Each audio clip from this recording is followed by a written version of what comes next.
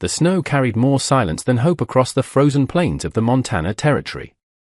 It was the winter of 1885, and the land had been locked in the iron grip of a blizzard for weeks. The sun hung pale and toothless in the white sky, offering no warmth to the earth that had turned as hard as iron. Drifts piled against the sides of abandoned homesteads, burying the skeletal remains of dreams that had frozen and died under the harsh reality of the northern frontier. Mai stood on the porch of her weathered cabin, one hand shielding her eyes from the blinding glare of the snow, the other gripping the icy railing until her knuckles turned white. At 23, she looked far too young to carry the weight of the world, her face carved by grief and hardship into something beautiful but severe, like a porcelain doll that had survived a fire. Her dark hair, once worn loose, was now pulled back in a severe, practical bun, though a few strands escaped to whip against her cheeks in the biting wind.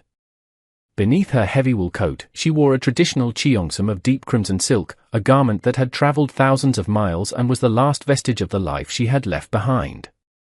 Though her husband, Arthur, had been dead for nearly 8 months now, the accident had been swift and merciless.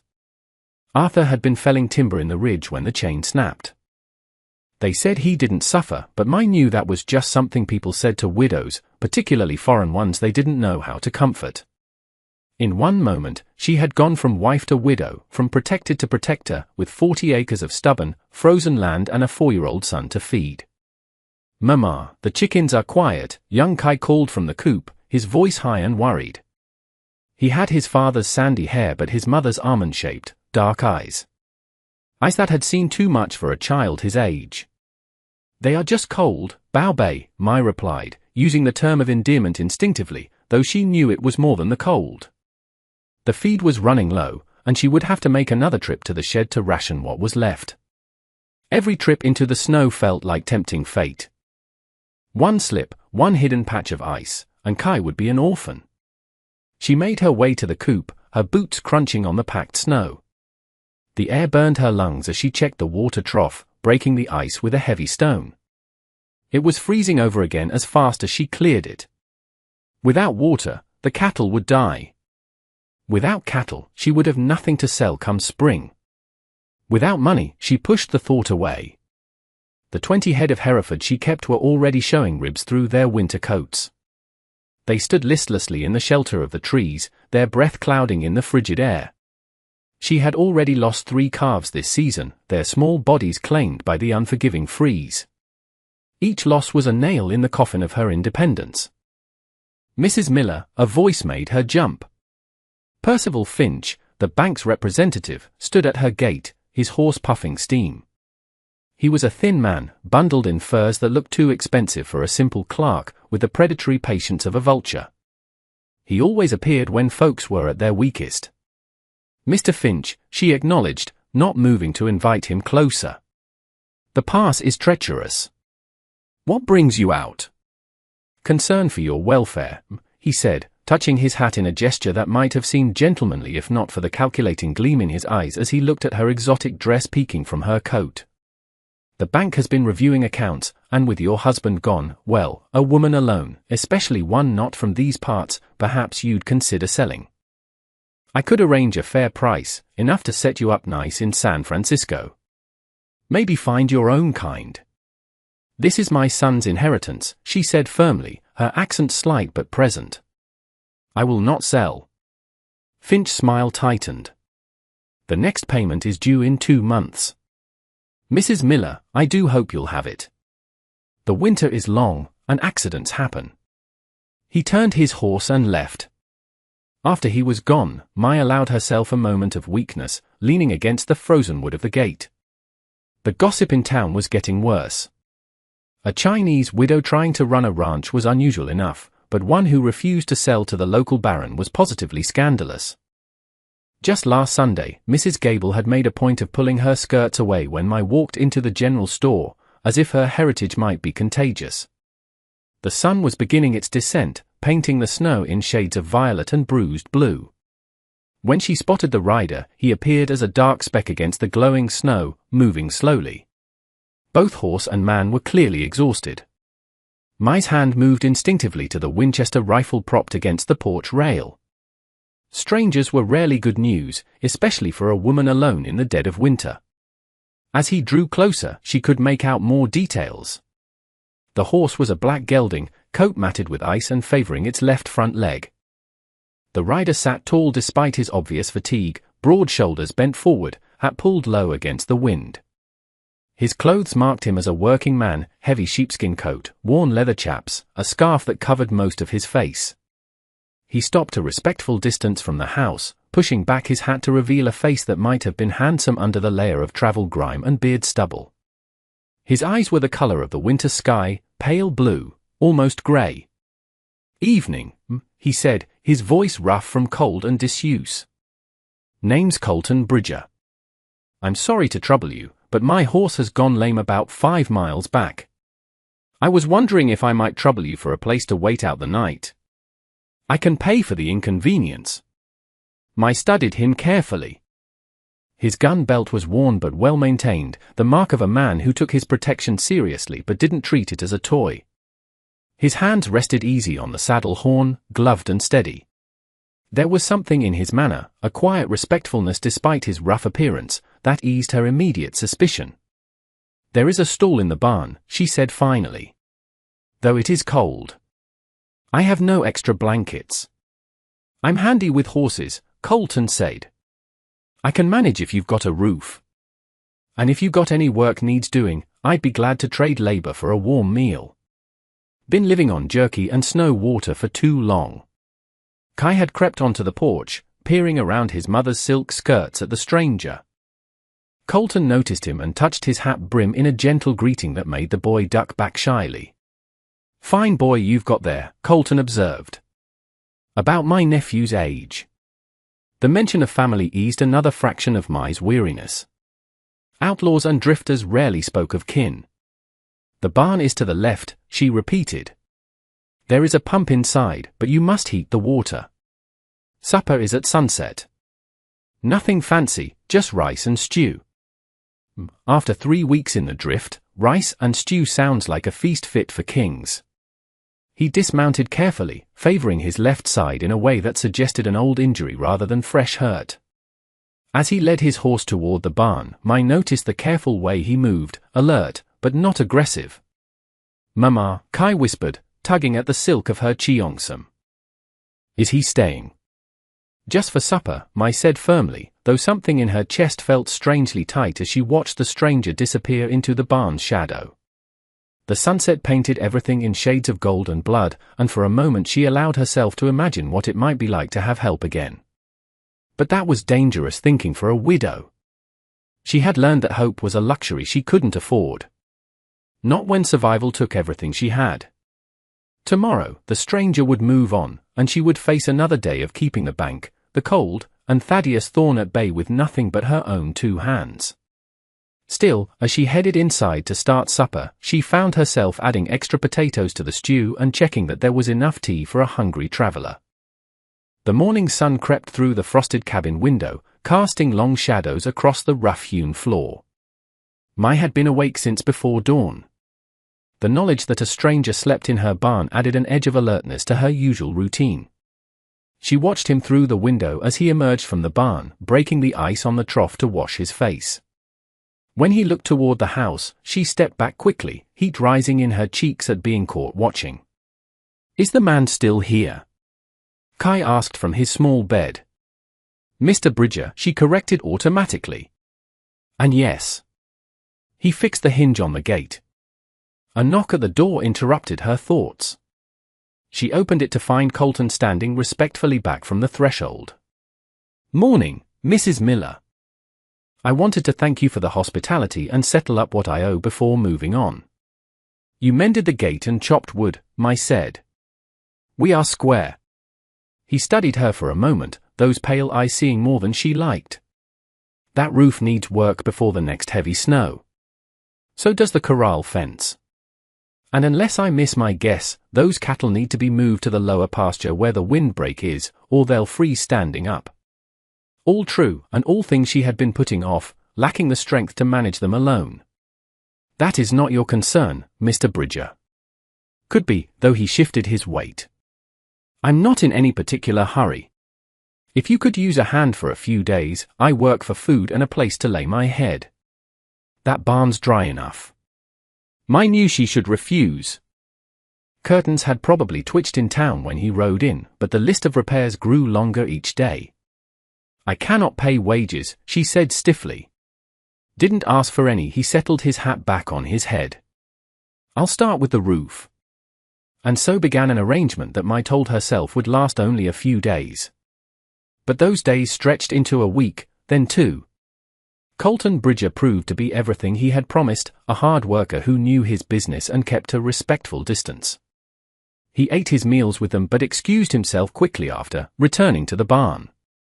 It was Kai who first broke through Colton's reserve. The boy had taken to following him around like a shadow. "Were you in the war?" Kai asked one evening as they sat by the fire. The question made Mai stiffen, but Colton just nodded slowly. "I was just a boy myself. Not much older than your mama was then, I reckon." "Did you fight bad men?" Mai scolded gently. But Colton held up a hand. "It's a fair question." "Yes, son. I did. And it's nothing I take pride in. War makes men do things they spend the rest of their lives trying to forget." Mai saw the shadows cross his face and understood a little of what had put that bone-deep weariness in his eyes. The next morning brought trouble in the form of 3 riders from town. Mai recognized them immediately, ranch gentry, who enforced for the local land baron, accompanied by 2 hired guns. She smoothed her silk cheongsam, threw her heavy coat over her shoulders, and stepped onto the porch. "Gentlemen," she said coolly. "What brings you out?" Gentry, a man with a scar running through his eyebrow and a cruel smile, spoke first. "Heard you got yourself a hired man, Widow Miller." "A drifter." "I have help with repairs." "Yes." "Living in your barn, eating at your table," Gentry sneered. "People are talking."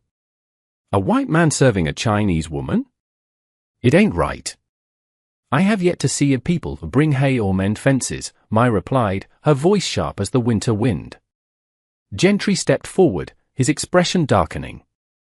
"We're concerned for the community's moral standing. Thaddeus Thorne doesn't like it. He thinks it's time you moved on."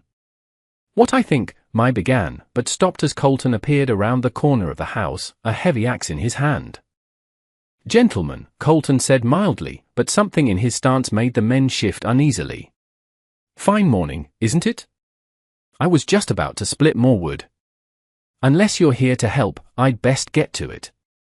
"We're just delivering a message," Gentry spat, hand hovering near his pistol. "Message delivered," Colton replied. "And I'm sure Mrs. Miller appreciates neighbors who mind her welfare so closely. Now, get off the property." There was a moment of tense silence. Colton stood relaxed but ready, and Mai realized with a start that despite his easy manner, this was a man who had faced down worse than 3 town bullies. "This ain't over," Gentry snarled, backing his horse away. "Watch your back, drifter." After they left, Mai found her hands were shaking. "They will make trouble." "Maybe," Colton agreed. "But bullies usually back down when faced directly. If my presence causes you grief, I will move on." "No," Mai said quickly. "There is still work to be done." That evening, the temperature dropped drastically. The cattle were in danger. "We'll lose them all if we don't move them to the canyon," Colton said, watching the thermometer. "The wind chill will kill them by morning." "The canyon is 5 miles through the drifts," Mai said, wrapping her arms around herself. "We go together or not at all," Colton said. They left within the hour. Mai rode her sturdy mare, while Colton handled Arthur's gelding. The drive was a nightmare of ice and wind. The cattle moved reluctantly, their bellows lost in the howling gale. As they reached the narrow pass leading to the canyon shelter, a shot rang out. Colton threw himself at Mai, pulling her from her saddle into a snowbank just as a bullet shattered the air where she had been. "Stay down!" Colton roared, drawing his revolver and firing back at the muzzle flashes in the rocks above. It was Gentry and his men. They had been waiting. Mai crawled to her rifle, her heart pounding against her ribs. She fired blindly into the rocks, providing cover as Colton moved with lethal grace, flanking the attackers. The gunfight was brief and brutal. Colton's aim was true, wounding one man and sending the others scrambling for their horses. "Pull back!" Gentry shouted. "Pull back!" When silence returned, only the wind howled. Colton slid down the embankment, holstering his smoking gun. He grabbed his eyes wild with adrenaline and fear. "Are you hit?" he demanded, tearing at her coat to check for blood. "I am fine." "You saved me," she gasped. The storm was intensifying, a true blizzard now. "We can't make it back," Colton yelled over the wind. "We have to shelter in the line shack." They drove the cattle into the canyon and fought their way to the small, abandoned shack Arthur had built years ago. Inside, it was freezing, but out of the wind. Colton got a fire going in the small stove while Mai shivered uncontrollably, the shock and cold setting in. "Come here," Colton said, pulling a blanket around them both. They huddled together on the rough floorboards, the fire casting dancing shadows on the walls. The proximity was overwhelming. Mai could feel the heat of his body, smell the scent of gunpowder, snow, and man. She looked up at him, her dark eyes wide. "Why?" she whispered. "Why risk your life for a stranger? For a farm that isn't yours?" Colton looked down at her, his hand coming up to brush a snowflake from her hair. His thumb lingered on her cheek. "Because since the moment I rode into your yard, I haven't wanted to be anywhere else. Because you fight like a tiger for this land." Mai leaned into his touch.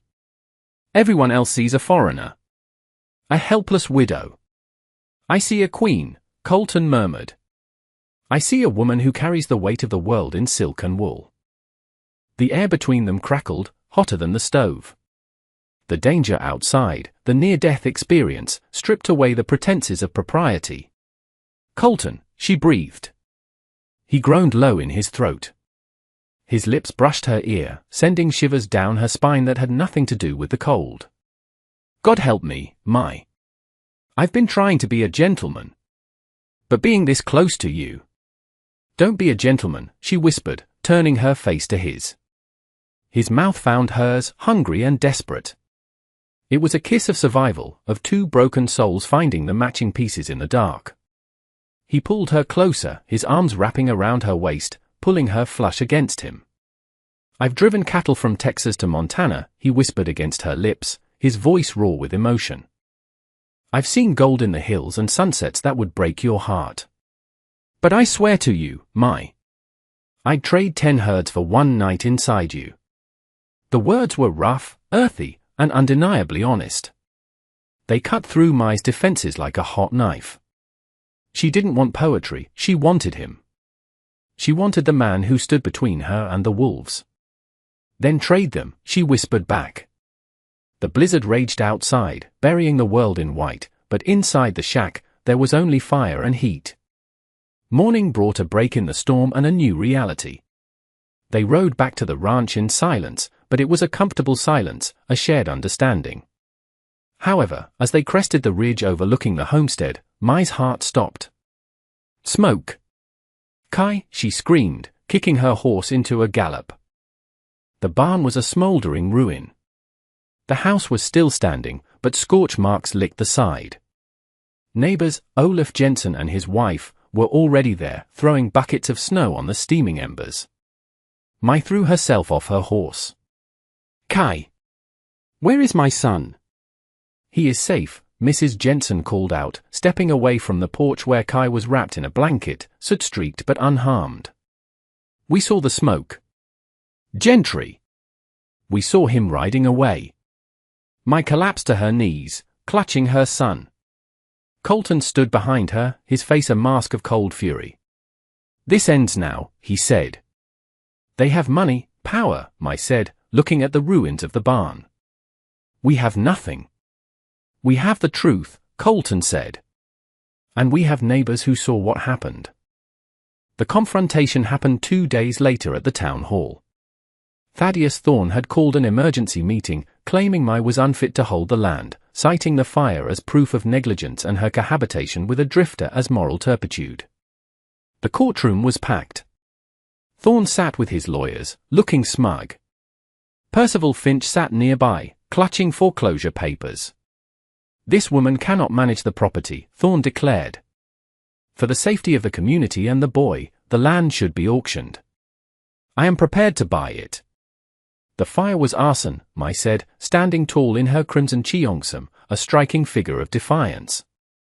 "Set by your men." Outrageous accusations from a desperate woman, Thorne scoffed. "Do you have proof?" "I do," a voice boomed. Olaf Jensen stepped forward. "I saw Rance Gentry throwing the torch. I saw him riding from the Miller place." "The word of an immigrant farmer," Thorne sneered. "And what about the word of a Texas Ranger?" Colton stepped forward from the back of the room. He reached into his coat and pulled out a tin badge, pinning it to his chest. A gasp went through the room. "Colton Bridger," he announced. "I've been tracking Rance Gentry for murder in Abilene for 6 months. Found him here, doing your dirty work, Thorne." Thorne's face went pale. I didn't know." "You hired him," Colton said, his voice carrying the weight of the law. "And I have Gentry in a cell right now. He's very talkative. Says you ordered the fire. Says you ordered the markers on the creek moved to invalidate the survey." Finch, the banker, tried to sneak out the side door, but the sheriff blocked him. "We have the original survey maps," Colton continued, placing papers on the judge's desk. "And Mrs. Miller's payments are up to date, thanks to the sale of the cattle we saved from the storm." The judge looked from the badge to the papers, then to Thorne's sweating face. "Case dismissed. Thaddeus Thorne, you are under arrest for conspiracy and arson." The town erupted. Mai felt knees go weak, but Colton was there, his arm steadying her. Spring came to the territory with the roar of melting snow. The creek ran full and fast, singing over the stones. The charred remains of the barn were being cleared away, replaced by fresh timber raised by the entire community. Mai stood on the porch, watching Kai help Colton saddle the horses. The fear that had ruled her life for so long was gone, replaced by a peace she hadn't known was possible. Colton walked up the steps, dusting his hands on his jeans. He looked at her, and the weary drifter was gone, replaced by a man who had found his home. "Sheriff says Thorne will be in prison for a long time," Colton said. "And the bank has backed off." "We did it," Mai said softly. "You did it," Colton corrected. "I just evened the odds." He took off his hat, looking nervous for the first time. "Mai, I'm not a ranger anymore. Sent my resignation in this morning. I'm just a man with a few scars and a lot of hope. I meant what I said in the line shack. About staying. About everything." Mai smiled, a radiant expression that outshone the spring sun. She stepped forward, smoothing the lapel of his coat. 10 herds is a high price, cowboy," she teased gently. Colton laughed, the sound deep and warm. "Worth every head. And I'd do it again." "Then stay," she whispered. "Stay and build this with me." He kissed her then, right there on the porch in plain view of the road, and Mai didn't care who saw. They had faced the winter, the wolves, and the worst of men, and they had won. "Mama! Is Colton staying forever?" Kai shouted, running up the steps. Colton scooped the boy up, looking at Mai with eyes full of love. "If your mama will have me, son. I'm not going anywhere." "She will," Mai said, wrapping her arms around them both. "Forever." As the sun set over the mountains, painting the sky in violent purples and soft oranges, the cowboy and the widow stood together, watching the land that was finally, truly theirs. The winter was over. And for the first time in a long time, the wind carried not dust or snow, but the sweet scent of new beginnings.